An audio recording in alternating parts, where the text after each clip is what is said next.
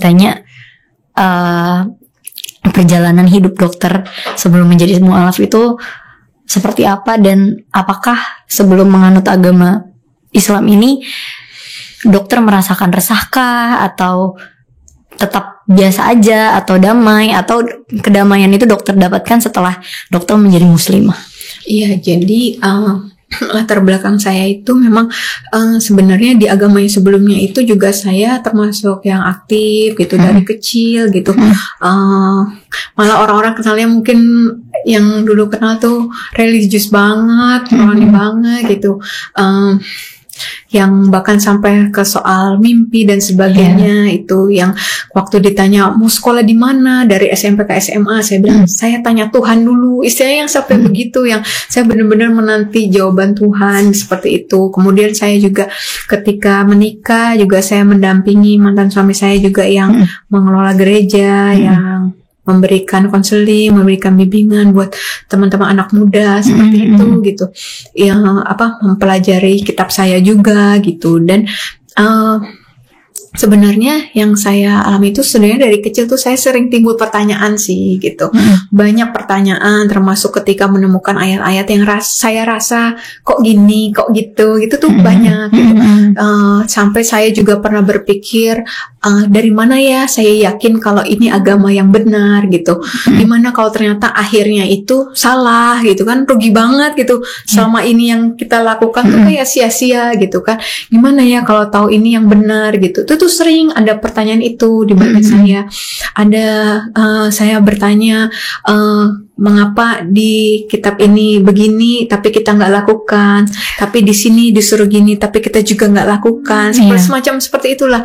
Itu yang kayak kadang gitu. Terus tapi sampai kadang saya belum menemukan jawaban yang pas gitu, sampai kayak dibilang ya sudah percaya saja, sudah imani saja seperti itu. Terus banyak hal yang padahal yang saya tahu juga kita mengasihi Allah itu kan dengan segenap hati, jiwa juga, akal budi kita juga masuk di situ ya gitu. Nggak bisa sekedar rasa-rasa aja emosional gitu. Itu sih yang saya rasakan perbedaannya, bahwa Islam tuh agama ilmu sekali gitu ya. Ketika iman itu semuanya harus berdasarkan pembenaran yang pasti gitu, harus berdasarkan bukti-bukti, dalil-dalil gitu. Nggak bisa main rasanya yang benar ini atau bagaimana gitu. Jadi yang saya paling rasakan itu Islam itu agama yang syarat ilmu, kemudian fair sekali menurut saya, dan ketika ya tidak gitu ya. Ketika memang bukan Nabi Muhammad yang nanti datang untuk membunuh Dajjal, itu yang kebenaran itu yang disampaikan gitu. Rasanya kan pengen ya jagoan kita lah yang harusnya datang gitu ya. Tapi enggak gitu, dan enggak insecure dengan itu gitu kan. Dan memang ternyata ada tujuannya, Nabi Isa yang ternyata datang gitu kan. Tapi untuk apa yang dikatakan itu yang saya rasa itu Islam seperti itu gitu. Ketika memang manusia khususnya Iwan misalnya kalau melihat yang terbuka itu mungkin jadi timbul sesuatu gitu ya. Nah ini ditutupi, dilindungi, nggak sok kuat juga gitu ya kan. Udah kalau nggak kuat udah tundukin pandangan seperti itu kan, tutup seperti matanya itu. Nah maksudnya hal-hal seperti itulah gitu ya, yang saya tadinya kok gitu banget sih misalnya kok nggak mau salaman, emang salaman bisa ngetrum gitu jadi apa, jadi suka gitu kan. Dulu saya pikir gitu, tapi enggak ya, Masya Allah menjaga itu ya. Benar ya, asal kita ikuti semua syariah Islam itu kan selamat ya. Ya insya Allah. Apalagi kalau kita pelajari Quran, itu yang menjadi petunjuk buat kita semua, itu insya Allah kita dijauhkan dari kesesatan, dari kesulitan. Seperti itu sih yang saya paling rasakan gitu. Tapi setelah dokter menjadi seorang muslimah, apakah dokter mendapatkan kebahagiaan yang ini nih yang selama ini saya cari gitu? Iya, pastinya ya. Jadi Islam itu sangat menolong saya untuk connecting sama Allah itu tadi benar-benar 24 jam gitu ya, setiap detik, setiap menit. Kenapa gitu kan? Karena jadi awareness kita tuh iya banget gitu. Kita manusia tempatnya lalai, lupa ya, apalagi kalau sibuk dan sebagainya gitu ya. Tapi Masya Allah, Islam yang mungkin terkesannya malah seperti banyak aturan, banyak yang gimana ya, syaratnya harus gini gitu itu. Tapi di situ saya malah merasanya saya terbantu banget gitu. Ketika dengar azan, ya kita mau sedang melakukan apapun, dia berhenti gitu kan, karena itu udah seruan Allah, panggilan untuk kita datang menyembah Allah gitu ya. Di situ terus kemudian sunnah-sunnah yang lain kita untuk misalnya berzikir, untuk apa itu ya yang kita selalu harus basahi bibir kita dengan zikir dan sebagainya. Kemudian membaca Quran, apalagi itu benar-benar buat saya untuk memudahkan saya untuk connecting sama Allah itu benar-benar terus menerus gitu, tanpa putus gitu ya, gitu kan. Itu yang paling ya saya rasakan di Islam seperti itu. Tapi setelah dokter memilih sudah menjadi mu'alaf, apakah ekspektasi dokter dari sebelum berpindah agama itu sama dengan oh ini beneran nih? Kan biasanya orang kalau mau memutuskan sesuatu kan pasti punya ekspektasi, nanti kalau misalnya saya begini pasti saya akan mendapatkan A, B, C, D gitu. Cuman ya kali ini pilihan dokter itu berpindah agama. Pasti dokter punya ekspektasi sebelum itu. Apakah sudah sesuai ketika dokter sudah berpindah? Gitu. Kalau soal ekspektasi, saya sebenarnya waktu pindah itu nggak ada apapun ya, karena saya kan nggak ada motivasi apapun waktu tidak berharap apa-apa sebenarnya gitu. Iya. Jadi cuma saya ini yang benar, ya udah saya mau ikut yang benar aja gitu sampai akhir hayat saya gitu kan.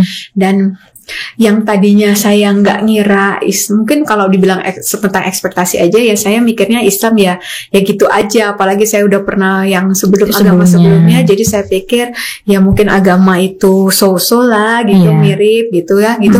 Tapi Masya Allah, saya ternyata ngelihat Islam itu jauh lebih dari itu gitu. Setelah saya dalami Islam itu beda gitu, lebih dari sekedar agama seperti itu, yang benar-benar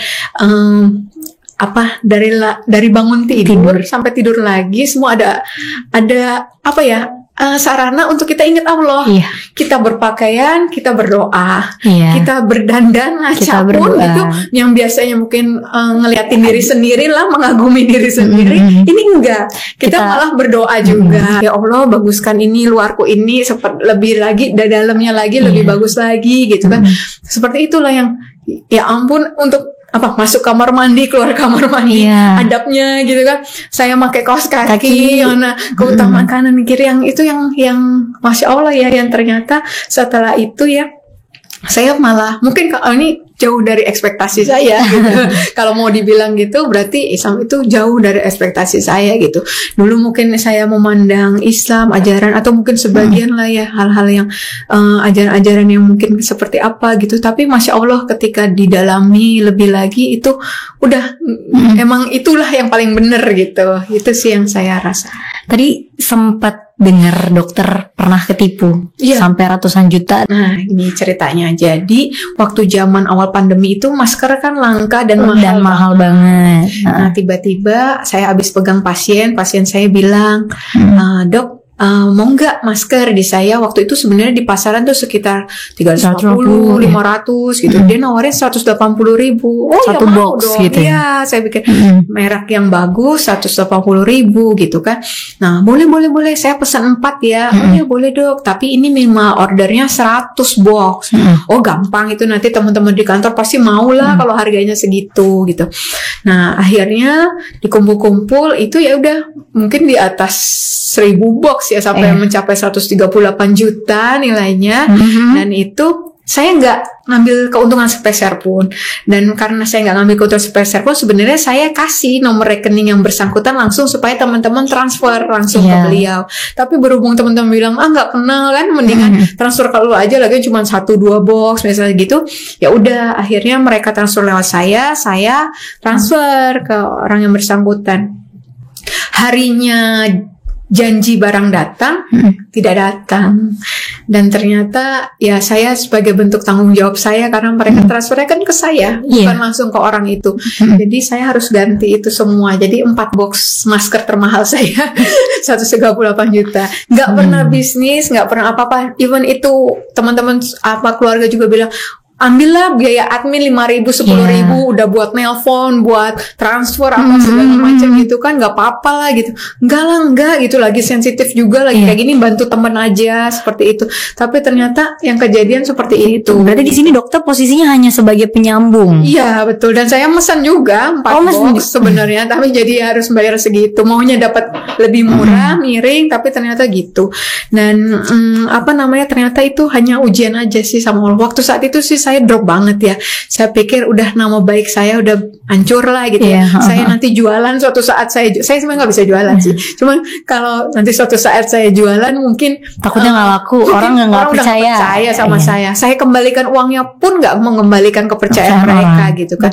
Nah tapi saya ya udah so what gitu kan. Kalau harus begitu, emang kenapa sih nama baik kenapa gitu, kayak saya udah sampai di titik itu, sampai ya udah yang penting aku nggak kehilangan Allah. Ada bisikan untuk kembali lagi ataupun kok malah aku pindah seperti ini, kok malah begini, malah ada ujiannya. Betul gitu. Terus habis itu juga keluarga kan belum tahu saya mualaf, memberikan doa, memberikan ayat yang dulu yang gitu ya.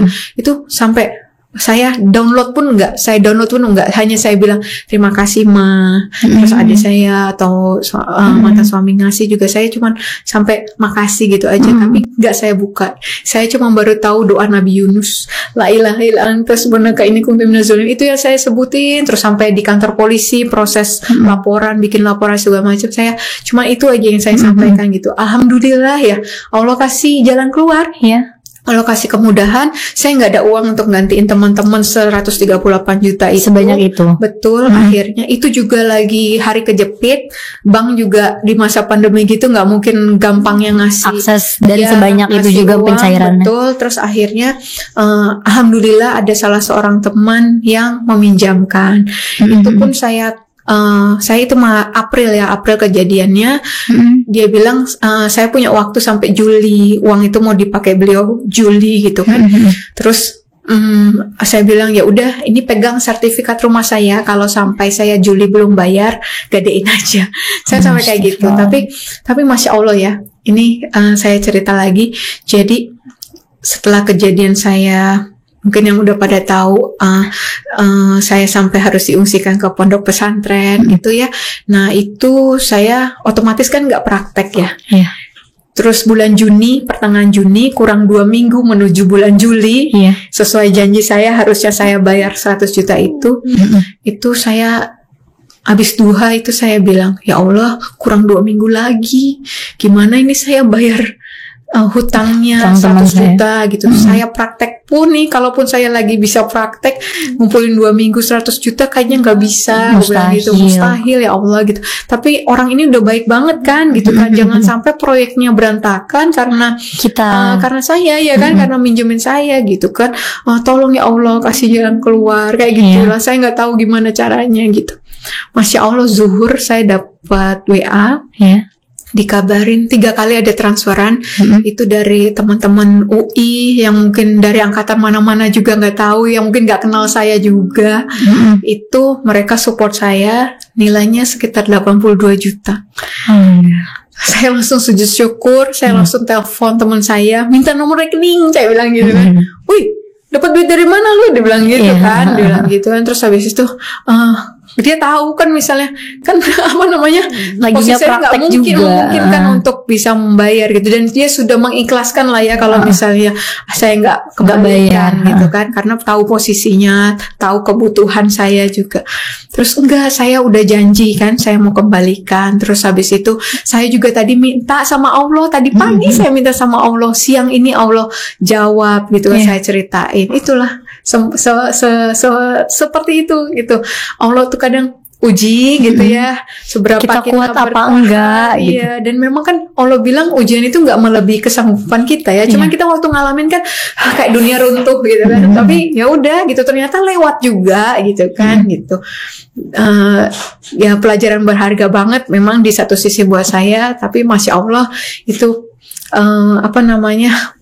benar-benar di situ Allah tunjukkan gitu ya, ketika kita memang tetap berketetapan hati gitu ya untuk tetap di jalan Allah, itu ya Allah kasih kemudahan itu. Tapi dok, apakah masalah itu menjadi titik terberat dokter dalam proses hidup selama ini? Waktu itu iya, karena bayangin Mbak baru sebulan loh jadi mu'alaf, gak banyak yang tahu saya mu'alaf gitu. Even keluarga dekat sekalipun saya belum terbuka, karena saat itu saya berpikir saya harus dalamin Islam dulu kan kan. Itu saya belum selesai katamin terjemahan Qur'annya itu belum saya selesaiin gitu kan. Jadi waktu itu saya gini, ya gak pernahnya ngalamin kayak gini, sekalinya ngalamin seperti ini gitu ya. Apa azab, apa gimana gitu kan ya Mbak, gitu kan. Terus tapi ya Allah ternyata enggak, ya itu benar-benar itu ujian ya maksudnya gitu. Kalau azab mungkin ya udah Allah nggak kasih jalan keluar mungkin ya menurut saya gitu. Tapi kan ternyata ini Allah kasih kemudahan, Allah kirim orang ya untuk menolong saya gitu. Yang teman-teman saya nggak berani minta tolong, itu kan malu ya minta tolong sama orang itu. Tapi masya Allah kirim orang-orang itu baik, orang-orang baik yang support, yang dukung. Itu benar-benar ketika kita bergantung sama Allah, itu benar-benar kayak Allah gerakin semesta itu untuk tolong kita. gitu. Memang hatinya kita dulu ya, jangan kita berharap sama makhluk gitu, tapi berharap sama yang punya makhluk. Iya. Dan dokter kan awal sudah mencoba untuk belajar Al-Quran sampai hari ini. Apakah dokter sudah hatam Quran? Hatam Quran sudah beberapa kali. Dok? 4 mungkin, 4 kali 5 ya. Tapi setelah dokter mualaf ini dan belajar Quran, ada gak sih ayat yang membuat dokter tuh takjub sama ayat yang ini? Iya. Salah satu ayat. Banyak banget ya ayat-ayat Allah tuh, bener-bener surat cintanya Allah tuh masya Allah ya. Mulai dari Quran surat 15 ayat 9 ya, bahwa memang kan kadang kita gini, bener nggak sih Quran itu Allah yang buat gitu, apakah buatan manusia gitu? Karena kita kan akan mengacu ke situ semua.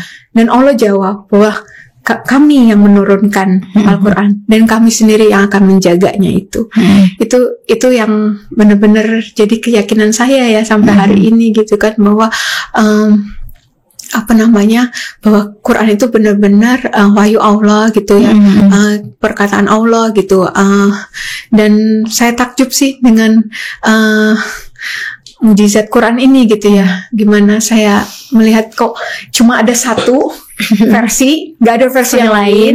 Lalu anak kecil sampai orang dewasa, orang tua pun bisa hafal seperti itu. Yang saya pikir kok bisa sih hafal titik komanya istilahnya gitu ya.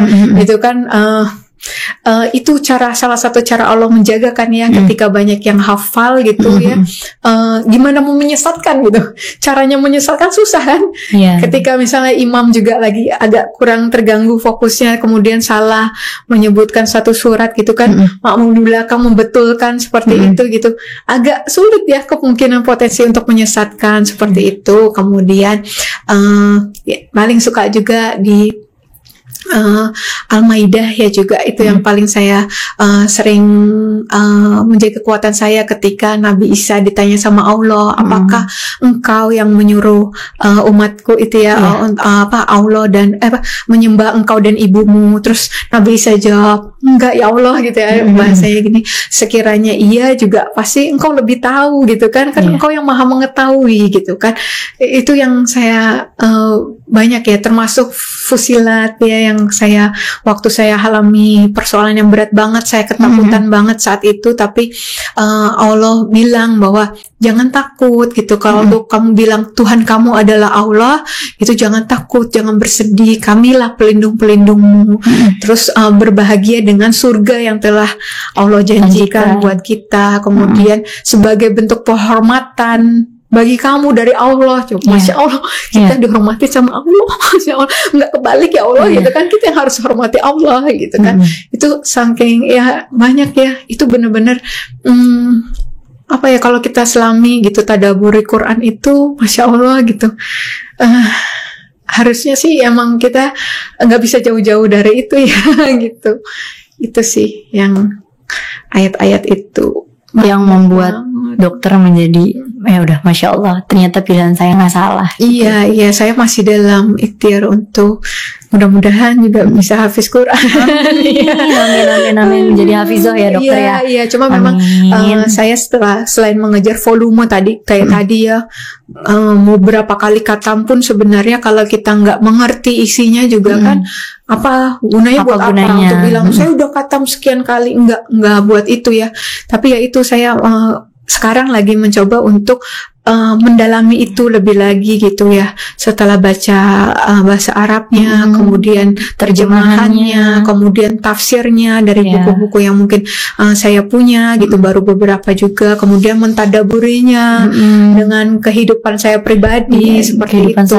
Iya betul, itu sih yang sebenarnya lagi itu, dan ketika gitu itu nikmatnya lebih beda ya daripada dan kita lagi nyampe dan berasa. Betul, daripada ya tetap sih saya ikhtiar untuk menghafal itu gitu. Harus ada satu surat yang saya hafal dalam sehari itu gitu kan ya. Itu kan dibilang kan apa, tingkatan kita nanti di surga itu seperti hafalan kita ya nanti gitu.